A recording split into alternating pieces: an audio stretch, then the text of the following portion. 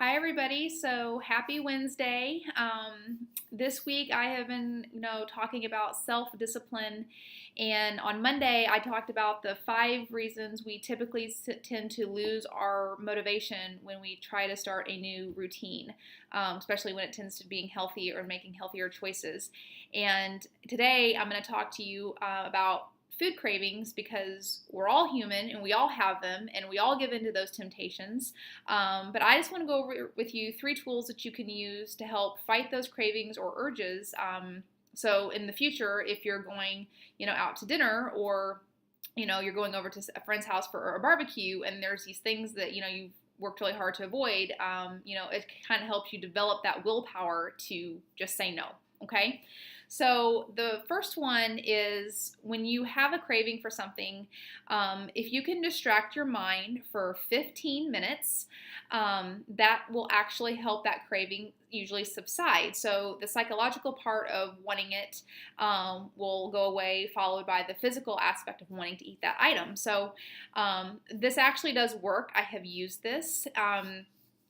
For me, since I'm a crazy germaphobe lady, I typically will pick a house cleaning project and I will do that to kind of, to get rid of that craving. But it could be anything that you enjoy. If it's a beautiful day and you want to go for a walk, go for a 15-minute walk or go work, out in your yard, or, maybe you could go read part of a book for 15 minutes. It's anything to try to keep your mind distracted. So whatever works for you, do that and try to use that tool as much as you can, because over time it will strengthen that self-discipline. Okay.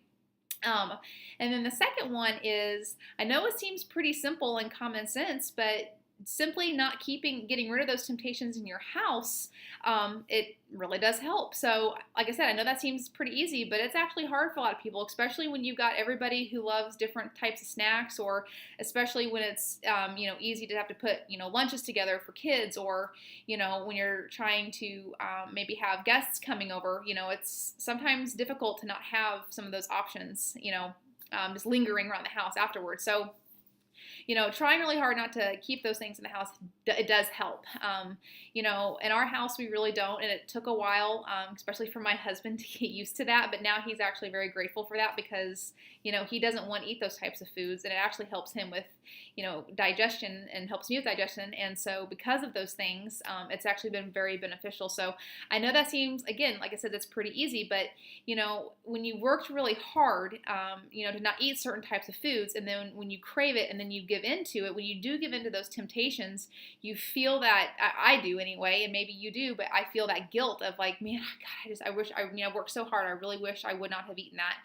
And so I feel like sometimes that, feeling of guilt is actually kind of rewarding for you, because if you can try to hold on to that feeling of how, when you gave into that typical craving, if you can use that to your advantage and be like, I don't want to feel that way. I was either, sad, or I was mad at myself, and, don't beat yourself up. I mean, it happens. We all, break down every once in a while, but try to use that guilt feeling and like I said, use it to your advantage the next time you give in. So not only not keeping it in your house helps, but try to also hold on to that feeling the next time if you, are at the grocery store trying to purchase, your items. So just keep that in mind.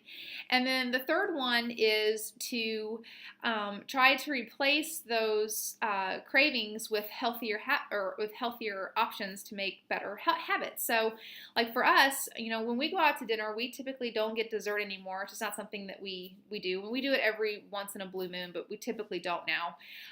And then at home, I don't really keep a lot of sweets in the house. So if we want something sweet for dessert, I have 3 staples that I keep in my kitchen. As I keep raspberries, I keep apples, and I keep those little clementine oranges. And when we want to, and have something sweet, we typically will eat that instead. So 1, it's making a better, healthier habit, but 2, we're also getting in our fruit portions that we need in a day. So I know these might seem pretty simple and straightforward, but I know for some people, some struggle with willpower or self-discipline more than others. And it's developing, those skills to kind of fight those, temptations that, we have. It's hard when you're going, like I said, out to a friend's house, and they've got all these, chips and dips and cakes and cookies and, maybe once you've developed that willpower, it's easier to say no to those types of things. Or especially like the one thing I hate when you go to the grocery store or to a gas station and there's that little display of, candy bars and candy bags and those little bags of chips. And of course, you got the little refrigerated soda pop section. It's all right there and it's all tempting and there's all that sugar right there. And it's hard sometimes to say no because you're like, oh, I've been so good. This one candy bar is not going to hurt me. Well, depending on your willpower, depending how many times you go to the store, maybe that happens, more throughout the week than you realize. And over time, it's not really beneficial. So I hate those things at the grocery store. I wish they would get rid of them, but that's, I know that's not going to happen. So that's why developing these, or skills, and these tools to, use or to build up that willpower is important. So, just try it. Maybe the next time you got that craving, I think the 15-minute rule works really, really well. So maybe the next time that you do have that craving, go distract your mind for 15 minutes and, I'd be curious to see if it works for you. I think it will, but I think you would be pleased. So anyway, I hope that helps and I hope you guys have a great week and I will see you Friday. Bye.